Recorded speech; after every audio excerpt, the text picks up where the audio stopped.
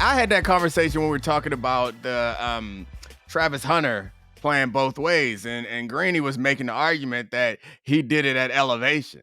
I was like, I get you. He was like, he did it at elevation, so it's gonna be easier down at sea level. I was like, you know what happens at sea level? Humidity. You know what happens in Florida? Heat. Like, I'd rather have a hard time getting oxygen than be down there trying to do 150 snaps in 100-degree weather. I do think this, though, about Travis Hunter. When Travis Hunter's time on this earth is up, it's going to be like Secretariat, where he's going to die and they're going to cut him open and they're going to find out his heart was like the size of a watermelon, right? Like, we are just going to find out that he had something inside him that is completely different. He also appears to have one of these young people things. I mean, it may probably could be diagnosed. That boy don't never be still. Anytime you see a clip of Travis Hunter, he is always moving. That would drive me insane. I don't say it down, to say, boy. Yeah. I don't say it to suggest that he can do it. Just saying, like, it actually ain't easier. And you're right. There are some people that I think just are different. And we had this conversation about, like, me trying to copy what Champ did when I first got there. It took me three days to realize I can't. I just can't. Like, you're right. I think that's true about Travis Hunter, but I'm just saying it ain't gonna be easier than it was in college. That's just the crazy part to me. No, but I am intrigued. You are far more optimistic about the idea of him playing on both sides than I am. Now, I think when I've seen you talk about it, you made the point that you think like 80-80, right? Like not playing every snap of the game. I still think it's positively insane that they're even going for this. But I think the part that people need to remember is if you look at how much Jacksonville gave up to trade up to take him, it only makes sense. It can't just be, we're going to see if he can do both. The plan must be that he could do both, right? Like, this is the difference between him and Shohei Ohtani is you only pitch every 5 days, right? Yeah. And when you pitch, you don't have to play in the field. He's going to do all of this, apparently.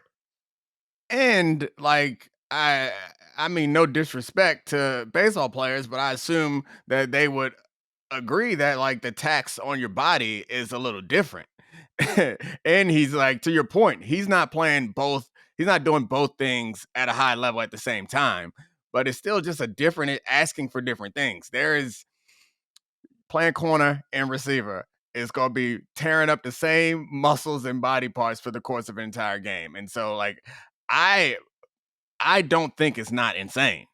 I just also think that sometimes insane shit happens. Like, to the point that you were making, they might just do some sort of analysis of his blood and find out that he just was born with a lot more white blood cells or red blood cells than anybody else. Like, I don't know. It certainly seems like what he's done so far suggests that if nothing else is possible. But you said the thing about compensation from one side. It only makes sense for the team.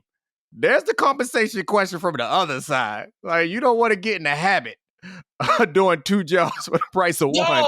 Like, some people got mad at me about this when he was at Colorado, where I'm like, y'all keep acting like y'all doing this boy a favor by letting him work 2 jobs, by letting him work a double shift. I'm like, what are you talking about? This is insane. Yeah. Like, in the way NFL salaries are set up, there's no way, at least on the rookie wage scale, for you to account for what we're talking about. Now, maybe he could wind up getting into that overage pool that they have, based on all the stuff he's doing. But that don't work because that is the formula includes where you were drafted. So, I made more my rookie year from that overage pool than I did from my actual salaries because I was damn near a 4th round draft pick. And so I was not expected to play more than half of the defensive snaps. It's different for him. I mean, I guess maybe he'll break the formula if he plays on both sides of the ball. Right. Here's my question. Does the even have accounting? No. It goes by percentage of snaps on your side of the ball. Or even if you combine them, it's still going by percentage of snaps. It fuck around and hurt him. So I think that it's I think for me, and I just have eyeball scoutability, okay? He looks like an all-pro caliber corner to me, and like a very good receiver. Like, I don't know, or maybe it's because I never really entertained I always thought him playing receiver was a bit more toward like gimmick territory. Like, oh, let's throw him out here. So I don't think when he was at Colorado, I didn't give a lot of thought to him as a receiver. Then I looked up and they said he had 15 touchdown catches. And I was like, whoa, okay, this Yeah. is something. Now, in the Big 12, but still, it was like, oh, okay, I guess that's what's going on here. But he out here working these doubles and think he the one coming out on top. That's tough, man. That is tough. It's you pointed out the rookie wage situation. There's a cap limitation. There's also when you get to your contract, it's like we always base these contracts off of precedent at your position. And so since he has potentially an unprecedented position, like we see this time and time again where guys are abnormally impactful for the position that they play. And then they're caught in this trick bag where they're trying to convince everyone else to treat me a tight end like a receiver Jimmy because Graham. that's the way this offense is using me and treating me.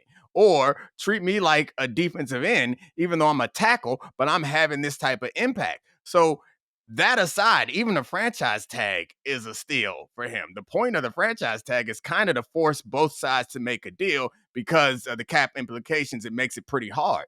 But then if you go into the actual open market, like make me the highest paid corner, make me the highest paid receiver. Yeah, sure. Even if I'm not great at both, if I'm average at one and good at the other, I deserve a lot more than anybody else playing this game, short of Patrick Mahomes, Lamar Jackson, and Josh Allen, Joe Burrow. Everybody else, get behind me. And that's just not gonna work as a negotiation tactic.